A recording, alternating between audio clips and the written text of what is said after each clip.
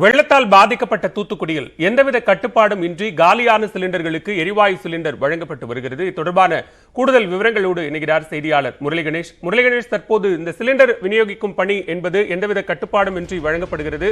அனைவருக்கும் வழங்குவதற்கான அளவுக்கு போதுமான இருப்பு இருக்கிறதா? விவரங்களை பதிவு செய்யலாம். அதாவது பாலா, தூத்துக்குடியில வெள்ளம் பாதிக்கப்பட்ட பகுதிகளில் ஒரு சில இடங்களில் வெள்ள நீரானது வடிஞ்சிருக்கிறது. பல இடங்களில் வெள்ள நீரானது வடியாமல் அப்படி தேங்கியே இருக்கிறது. இருந்தபோது மக்கள் தங்களுடைய அத்தியாவசிய தேவையை பூர்த்தி செய்வதற்காக தற்போது வெளியில் வர தொடங்கி இருக்காங்க. மக்களினுடைய அடிப்படை தேவைகளில் ஒன்றான இந்த சமையல் எரிவாயுக்கு தட்டுப்பாடு ஏற்பட்டிருக்கிறது. அதாவது பல இடங்களில் வெள்ள நீர் தேங்கி இருக்கிறதுனால இந்த சமையல் எரிவாயு மக்களுக்கு டெலிவரி செய்ய முடியாத ஒரு நிலைமை என்பது ஏற்பட்டிருக்கிறது. இதன் காரணமாக இந்த ஹெச்பி என்ற தனியார் நிறுவனத்தின் மூலமாக தூத்துக்குடி எட்டயபுரம் சாலையில் ஒரு சிறப்பு முகாம் மாதிரி ஏற்பாடு பண்ணியிருக்காங்க. அந்த நிறுவனத்தின் சார்பில் இருக்கக்கூடிய வாகனங்கள்ல கிட்டத்தட்ட 1000க்கும் மேற்பட்ட சிலிண்டர்களை கொண்டு இங்க தயார் நிலையில் வச்சிருக்காங்க. பொதுமக்கள் காலி சிலிண்டரை கொடுத்து தங்களுடைய கன்சியூமர் நம்பரை சொன்னா அவங்களுக்கு சிலிண்டர் அதே விலையில வழங்கப்படுகிறது. இதன் காரணமாக என்ன பண்றாங்கன்னா, கிட்டத்தட்ட இந்த முத்தம்மாள் காலனி, ராஜீவ் நகர், ஸ்டேட் பேங்க் காலனி இந்த பகுதியில் இருக்கக்கூடிய மக்கள் எல்லாம் தங்களது உறவினர் வீடுகளுக்கு இடம்பெயர்ந்திருக்காங்க.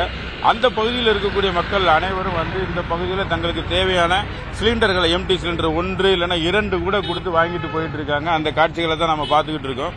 சிலிண்டர் வாங்க வந்திருக்கக்கூடிய ஒரு சிலர்கிட்ட நாம பேசலாம். சார், நீங்க எங்க இருந்து வாரீங்க?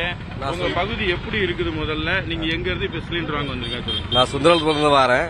எங்க ஏரியாவை சுத்தி நிறைய தண்ணி இருக்கிறதுனால 2-3 நாளா சமையல் எரிவாயு வாங்க முடியல. அதனால இப்பதான் தண்ணி கம்மியா இருக்கு. இருந்தாலும் நம்ம பைக்ல வாங்குற மாதிரி இல்ல. அதனால ஒரு ஆட்டோ பிடிச்சிட்டு இன்னைக்கு வாங்கிட்டு போறோம். எல்லாருமே வேணும்னு நினைச்சீங்கன்னா இந்த ஏரியாவுக்கு வாங்கிக்கலாம். இது கலைஞர் அரங்கத்துக்கு எதிர்த்தாப்புல வண்டியில கொண்டு அவங்களே கொடுத்துக்கிட்டு இருக்காங்க. அதே வேளையில புக்கை மட்டும் கொண்டு வந்தீங்கன்னா அவங்களே பதிவு பண்ணாலும் சரி, ஆன்லைன்ல பதிவு பண்ண முடியாட்டாலும் சரி அவங்க தந்துருவாங்க. சார், நீங்க எந்த ஏரியால இருந்து வரீங்க? உங்க ஏரியால தண்ணி முதல்ல எப்படி இருக்கு? தண்ணி முட்டளவு இருக்கு. நான் இந்த போல்பேட்டை ஏரியா. நீங்க பண்ற உதவி எங்களுக்கு ரொம்ப இதா இருக்கு. சிலிண்டர் காலி ஆயிட்டு, அதனால இப்ப எடுக்க வந்திருக்கேன். நல்லா இருக்கு. சார், நீங்க எந்த ஏரியால இருந்து வரீங்க? உங்க பகுதியில் தண்ணி எப்படி வடிஞ்சு? ஸ்டேட் பேங்க் காலனில இருந்து வந்துகிட்டு இருக்கேன் சார். இங்க நேத்திக்கு இப்போ இன்றைக்கு கொஞ்சம் பரவாயில்ல. இருந்தாலும் நாங்க ஆட்டோ பிடிச்சி தான் எடுக்கிற சூழ்நிலை இருக்கிறோம். இவங்க சுதாகர் எங்க ஏஜென்ட் கொஞ்சம் அந்த சர்வீஸ் நல்லா இருக்குது. இந்த சர்வீஸ் எல்லா மக்களுக்கும் கிடைக்கணும். முக்கியமா கவர்மெண்ட் சம்பந்தப்பட்ட எல்லா இதுக்கும் கிடைச்சினா நல்லா இருக்கும் சார். சார், நீங்க உங்க நிறுவனத்தின் சார்பில் எந்த கட்டுப்பாடு இருக்கா? சிலிண்டர் வாங்குறதுக்கு என்ன அடிப்படையில் கொடுக்குறீங்க? கட்டுப்பாடுலாம் கிடையாது. அவங்க புக் பண்ணியிருந்தாலும் சரி, பண்ணாட்டாலும் சரி, அந்த கன்சியூமர் புக்கும் எம்டியும் கொண்டு கொடுத்தா போதும். நாங்களே புக் பண்ணி நாங்களே கொடுத்துக்கிட்டு இருக்கோம். இப்ப எவ்வளவு சிலிண்டர் கையிருப்பு வச்சிருக்கீங்க? எவ்வளவு பேருக்கு நீங்க கொடுக்கலாம்? 1000-1500 சிலிண்டருக்கு மேலே வச்சுக்கிட்டு இருக்கோம். இன்னமும் எங்களுக்கு வந்துகிட்டு இருக்கு. மக்களுக்கு தட்டுப்பாடு இல்லாம நாங்க கொடுத்துக்கிட்டு இருக்கோம். இப்போ உதாரணமா ஒரு 2000 பேர் இன்னைக்கு வந்துட்டாங்க. 2000 பேருக்கு சிலிண்டர் கொடுத்து முடிச்சிட்டீங்க. அடுத்து வருமா? கண்டிப்பான முறையில் கொடுப்போம். இப்பவுமே காலையில இருந்து இப்ப வரைக்கும் ஆரம்பிச்சிருக்கோம். 200 பேருக்கு நாங்க இப்போதைக்கு கொடுத்துருக்கோம். இனி எங்களுக்கு டைம் இருக்கு. 7 மணி வரைக்கும் நாங்க நின்று கொடுத்துக்கிட்டு தான் இருப்போம். இருக்கிற வரைக்கும் கொடுத்துக்கிட்டு தான் இருப்போம். தூத்துக்குடி நகர்ல பல இடங்கள்ல வெள்ளம் பாதிச்சிருக்கு. நீங்க இந்த ஒரு இடத்துல மட்டும்தான் முகாம் நடத்துறீங்களா? வேற இடத்துல நடத்துறதுக்கு திட்டம் இருக்கா? வேற இடத்துல இப்போதைக்கு திட்டம் இல்ல. ஆனா நாங்க இன்னும் தண்ணி குறைஞ்சதுன்னா வேற பக்கமும் நாங்க கொண்டு போவோம்.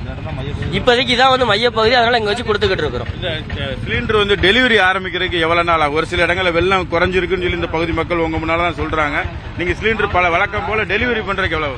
அதாவது இப்போ இது எங்க வண்டிகள் ஃபுல்லாவே நீர்ல ஃபுல்லா முங்கி இருக்கு. அப்படிங்கும்போது அந்த வண்டிகள் தண்ணி பூரா வடிஞ்சு நாங்க வண்டியை ஸ்டார்ட் பண்ணதுக்கே கணக்கு 15 நாள் ஆகும். அது வரைக்கும் இந்த மாதிரி சூழ்நிலை தான் ஏற்படும்.